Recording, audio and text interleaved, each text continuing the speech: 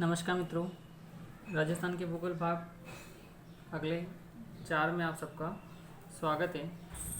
आज हम बचे हुए 2 जो भौगोलिक प्रदेश हैं, पूर्वी मैदानी प्रदेश और दक्षिण पूर्वी हाड़ौती का पठार के विषय में अध्ययन करेंगे। देखते हैं। तीसरा जो भाग है वह है पूर्वी मैदानी प्रदेश। ये प्रदेश गंगा यमुना नदी बेसिन प्रदेश है, क्योंकि मुख्य जो धाराएं हैं वो गंगा यमुना मुख्य धारा ही मानी जाती है। हिमालय से 2 भागों में जो हमने इससे पूर्व में पढ़ा था, अरावली पर्वतमाला अपना जल विभाजक करती है सिंधु नदी के रूप में और एक गंगा नदी के रूप में। तो इसे गंगा यमुना का ही मैदान अर्थात इसका ही बेसिन प्रदेशीय क्षेत्र कहा जाता है। राज्य के क्षेत्रफल का यह क्षेत्रफल 21.3% भूभाग पर, कुछ गाइडों में इसमें 23% इसका भूभाग बताया जाता है, पर 39% जनसंख्या निवास करती है। इस मैदानी प्रदेश को 3 भागों में विभाजित किया गया: बनास, बाणगंगा बेसिन, चंबल बेसिन और माही बेसिन। जो प्रमुख नदियां हैं राजस्थान की, ये नदियां अपने द्वारा लाई गई काप मिट्टी के माध्यम से, जलोढ़ मिट्टी के माध्यम से मैदान का निर्माण करती है, जो अत्यंत ही उपजाऊ मैदान होता है फसल की दृष्टि से। उन्हीं के आधार पर इस पूरी मैदानी भाग को बांटा गया है। बनास नदी, बनास बाणगंगा बेसिन समझते हैं। बनास नदी द्वारा निर्मित उच्च भूभाग टीले नुमा है, जिसे पीक बांध का मैदान कहा जाता है। बनास नदी को वन की आशा या वशिष्ठी भी कहा जाता है।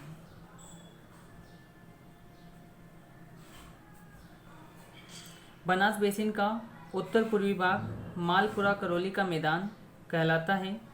जो उत्तर पूर्वी भाग है उसे मालपुरा करौली का मैदान कहा जाता है। ये मैदान अर्थात इस मैदान में नीस और शिष्ट चट्टानों से निर्मित है, अर्थात इसमें इस प्रकार की चट्टानें पाई जाती है। ऐसे तो संपूर्ण जो राजस्थानी धरातल है उसके विषय में हमने अध्ययन किया था, जिसमें हमने आग्नेय चट्टानों के 4 भाग के रूप में बताए थे: ग्रेनाइट, क्वार्टजाइट, निस्ट और शिष्ट। तो जो यहाँ निष्ठ और शिष्ट जो आया है, ये उसी का ही एक भाग है। यह मैदान बाणगंगा व बनास तथा इसकी सहायक नदियों द्वारा निर्मित है। बेड़ज, कोठारी, डेन, सोहाद्रा, मानसी, धुंध, बांडी, मोरेल, वागन और गंभीरी, ये सारी नदियाँ बनास नदी की सहायक नदियाँ हैं। यह प्रदेश उष्ण आर्द्र प्रदेश है। यहाँ औसत जो वर्षा होती है वो 65% है। यह धरातल समुद्र तल से 300 से 350 मीटर ऊंचा है। इसके बाद हम अध्ययन करते हैं बाणगंगा को ताला नदी और अर्जुन की गंगा भी कहा जाता है। चंबल बेसिन। चंबल बेसिन संपूर्ण भारत में उत्खात स्थल आकृति हेतु प्रसिद्ध है, मतलब जाना जाता है। यदि प्रश्न आ जाए उत्खात स्थल आकृति हेतु कौन सा क्षेत्र प्रसिद्ध है, तो चंबल बेसिन या चंबल नदी। इस प्रदेश में अनियमित पहाड़ियाँ हैं, कटी फटी पहाड़ियाँ हैं, अनियमित है, जो कंटिन्यू नहीं है, उनको डांग नाम से जाना जाता है। और डांग जो क्षेत्र है वह डाकुओं का शरण स्थली क्षेत्र है। यह सर्वाधिक धौलपुर, करौली, सवाई माधोपुर इस क्षेत्र में है। जहाँ चंबल नदी जब धरातल में प्रवेश करती है तो उसके बहाव से उत्पन्न जो क्षेत्र होता है पहाड़ियों नुमा, उसे डांग क्षेत्र के रूप में जाना जाता है, जहाँ पर डाकू अपना निवास स्थान बनाए हुए रहते हैं। आगे देखते हैं माही बेसिन। 56 का मैदान भी कहा जाता है माही बेसिन को। माही के विच्छेदित जो मैदान है, मैदान को तथा पहाड़ी भूभाग को स्थानीय भाषा में वागड़ के नाम से या वागड़ या बागड़ के नाम से जाना जाता है। बांसवाड़ा प्रतापगढ़ जो है, जो माही का मैदान है, माही नदी का मैदान है, उसे छप्पन का मैदान भी कहा जाता है, इसे वागड़ कहते हैं। यदि बांसवाड़ा के साथ डूंगरपुर को मिला दिया जाए तो वही, परंतु उसे क्या कहा जाएगा स्थानीय भाषा में? मेवल कहा जाएगा। इसको हम आगे नक्शे के माध्यम से समझेंगे। इसी के अगले भाग को भी हम अध्ययन करते हैं। दक्षिण पूर्वी पठारी प्रदेश जो हाड़ौती का पठार है, जिसे हाड़ौती के पठार के नाम से भी जाना जाता है, यह प्रदेश मालवा पठार का उत्तरी भाग है, जिसे हाड़ौती का पठार कहा जाता है। जो मालवा पठार है, उस मालवा पठार का ये उत्तरी भाग है, जिसे हाड़ौती का पठार भी कहा जाता है।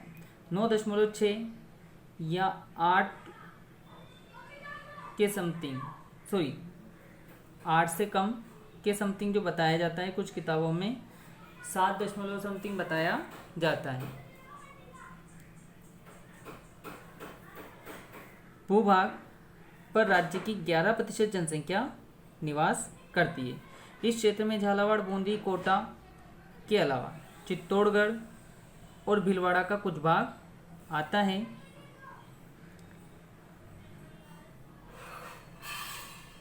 यह पठार निम्न 2 भागों में विभाजित है, विंध्यन कगार भूमि और दक्कन का लावा क्षेत्र, दक्कन का लावा पठार। विंध्यन कगार भूमि, ये भूमि स्लेटी पत्थरों से पृथक जो बालुआ पत्थर है उनसे निर्मित है। कगार का जो मुख है, जो प्रारंभ स्थान है, वह बनास व चंबल नदी के बीच में दक्षिण पूर्वी दिशा की ओर स्थित है। दक्कन का लावा पठार दक्षिण पूर्वी राजस्थान की यह भौतिक इकाई ऊपरमाल के नाम से जानी जाती है। जो बेसोड़गढ़ और बिजोलिया के बीच में जो ऊपरमाल का पठार है वह है। यह पठार बलुआ पत्थर तथा स्लेटी पत्थरों से युक्त है। बूंदी व मुकुंदवाड़ा की पहाड़ियाँ इसी पठारी भाग में आती है। इसी पठारी भाग का हिस्सा है। जो बूंदी का आड़ा वाला पर्वत है वह इसी का हिस्सा है, जिसमें जो आड़ा वाला पर्वत है वो बूंदी में स्थित है। इसका सर्वोच्च शिखर चंदवाड़ी है, अर्थात जो हाड़ौती पठार की सबसे ऊंची चोटी यदि बताई जाएगी तो वह 1570 मीटर ऊंची चंदवाड़ी को बताया जाए। यह प्रदेश उपोष्ण जलवायु वाला क्षेत्र है। यहाँ वार्षिक वर्षा का जो औसत होता है वो 95 सेंटीमीटर है। सर्वाधिक वार्षिक वर्षा वाला जिला हमारा झालावाड़ है और सबसे ज़्यादा वार्षिक वर्षा वाला स्थान माउंट आबू है, जो सिरोही में स्थित है।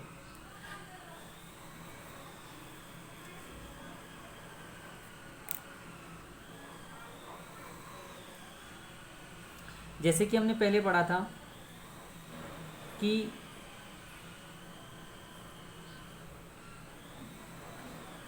ये जो क्षेत्र था ये मरुस्थलीय क्षेत्र है और उसके बाद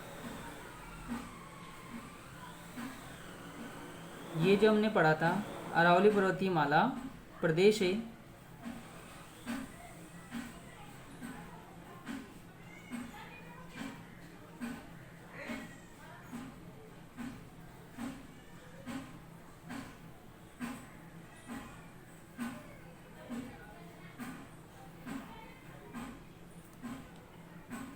जो हमने आज अध्ययन किया, ये पहला भौगोलिक प्रदेश, ये दूसरा भौगोलिक प्रदेश और ये तीसरा भौगोलिक प्रदेश और ये चौथा भौगोलिक प्रदेश है। इस भौगोलिक प्रदेश के 3 हिस्से किए गए, जो बनास नदी और बाणगंगा जो है वो वाला बेसिन क्षेत्र, चंबल नदी वाला बेसिन क्षेत्र, ये चंबल नदी वाला बेसिन क्षेत्र,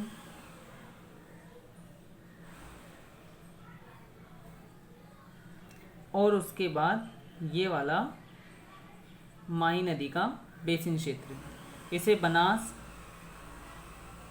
और बाणगंगा का क्षेत्र कहा जाएगा। ये चंबल बेसिन क्षेत्र है और ये वाला माही बेसिन क्षेत्र है।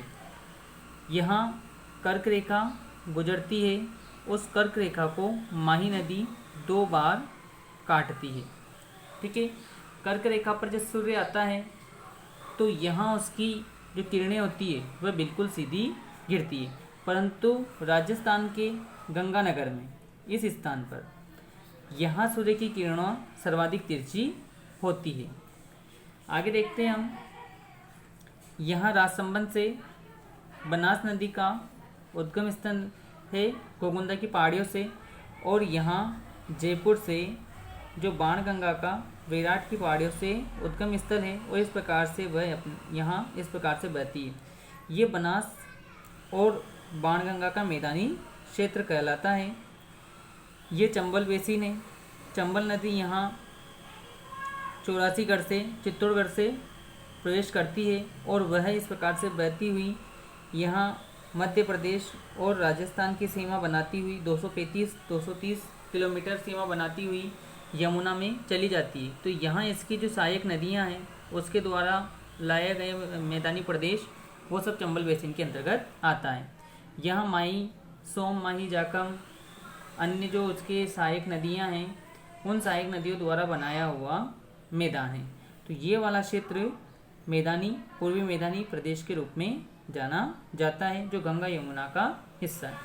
उसके बाद हम बात करते हैं ये वाला जो टुकड़ा बचा हुआ है, जिसे हमने 4 नंबर पढ़ा था, जिसे 2 भागों में अध्ययन किया था, विद्य कगार भूमि और दक्कन लावा क्षेत्र। तो ये उसी का भाग है। यहाँ मालवा का पठार पाया जाता है। मालवा के पठार के उत्तर दिशा में स्थित है।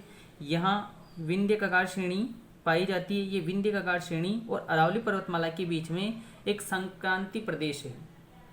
कौन सा प्रदेश है? ये एक संक्रांति प्रदेश है, जिसकी सबसे ऊंची चोटी चंदवाड़ी जो हमने पढ़ा 517 मीटर है। आगे हम बात करते हैं, यह ज्वालामुखी की लावा द्वारा निर्मित है। यहाँ काली मिट्टी पाई जाती है। ये संपूर्ण जो क्षेत्र है, ये संपूर्ण क्षेत्र जलोढ़ मिट्टी या कछारी जो मिट्टी होती है, कांप मिट्टी जो होती है, उस मिट्टी द्वारा निर्मित है, जिसमें सर्वाधिक उपजाऊ यहाँ सदाबहार वन पाए जाते हैं। मैदानी प्रदेश है, तो जितने भी जैसे पौधे हैं, वृक्ष हैं, वो हमेशा हरे भरे वाले होते हैं, कम ऊंचाई वाले होते हैं और 12 महीने हरे भरे रहते हैं। यहाँ भी कुछ मैदानी भाग है, परंतु पठारी भाग सर्वाधिक है। तो इस प्रकार से हमारा राजस्थान का जो अवस्थिति भौगोलिक प्रदेश है उसकी संपूर्ण जानकारी हमने प्राप्त की। अब इसकी हम जो अगला भाग रहेगा वो इसके प्रश्नोत्तर को लेकर के हाजिर होंगे। ठीक है, वीडियो कैसा लगा उसके लिए कमेंट्स करें, चैनल को सब्सक्राइब करें, लाइक करें और शेयर करें। धन्यवाद।